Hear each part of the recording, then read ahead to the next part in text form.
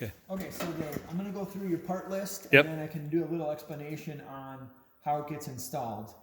The first part I have on here is your riser, and that's what this is doing is it's raising up the height off of your hood to match to your base stack.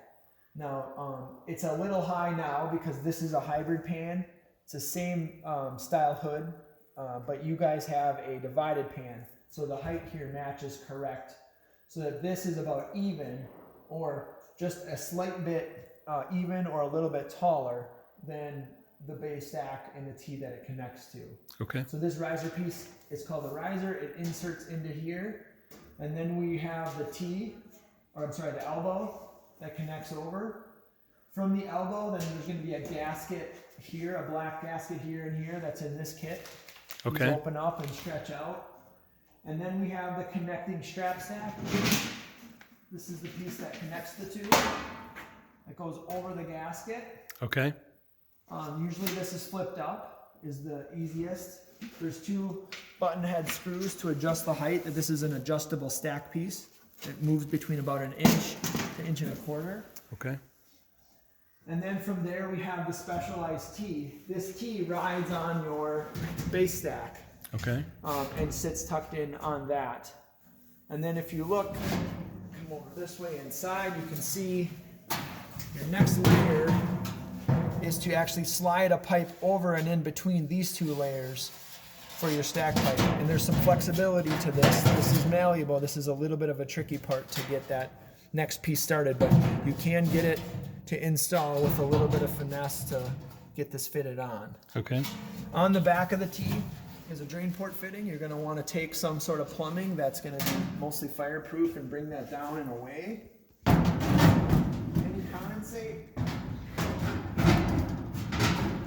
Any condensate that collects in this system is going to push into this drain fitting. If you're having a hard time getting the height here to level off and fit, a trick that you can do is take your base stack and rotate it 180 degrees. It might be just a little bit taller or shorter on each end, and that may help get your heights, the height off the hood to the height to here, adjusted a little where it's level or going down to this one just a little bit. So keep that in mind. Another thing you'll note on your 14-inch stack pipe that inserts into the top of here, there's one of them called a T-starter. That T-starter is one that we double knurled. We knurled it twice to taper it in further. Okay. So that it's, because this shape of the T is just a little different than the other pipe. All right. Another parter piece that's part of this is your offset spacers.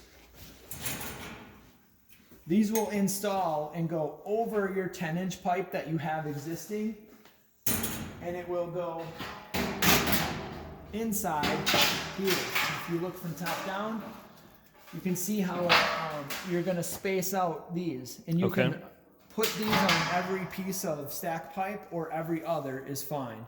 Okay. And that evenly spaces the 10-inch inside the 14. Okay. You have a set of 4 here. Some guys use all of them, some use 3, whatever works for you. The last piece you're going to have, or one of the last pieces at the top of the 14-inch pipe, is your topper. And that installs over the top and knurls in. Now important, the knurling is down because this knurling is down. So you can see when you get to the end of all those pipes on that sequence, that end is also knurled. There is a little hardware pack to attach the cap here with some washers and bolts, and this gets lined up over the top. Okay. These are numbered typically, or there's a guide for where to line that. Okay? Okay. All right. The last piece we have is the roof jack. This goes on and affixes on the top of the roof. Okay. Usually we're going to slide the top half of this roof jack underneath a ridge, underneath a piece of steel that's overlapping, or under your shingles, so you don't have any water or anything else coming in here. Okay. And then on the bottom end, we seal that off with some sort of caulk or sealant, or we use is it a steel roof? No, it's a shingle roof. Shingled roof. Then you're going to want to put some tar on the bottom of that Okay. to seal that off underneath. Okay. This, with this concentric exhaust, the pipe gets no hotter than about 200 degrees Fahrenheit. Okay. So it's much safer for your building and for your fly ash coming up and out. Right. When the 14-inch pipe comes through, you have a collar that fixes around here. You'll want to clamp this, mark your holes. You will have to get some set screws for this or bolts to attach this. The position of that pipe may be just a little bit different, so you want to get this tight around the 14. It would wrap around like this and get it nice and snug. So Okay. just a little bit of overlap there. And then you can Sharpie that and mark your line and get it sealed. And then you can put a little bead of silicone across the top of this 14 where it's coming through on this. Okay. All right? Should be everything. Okay.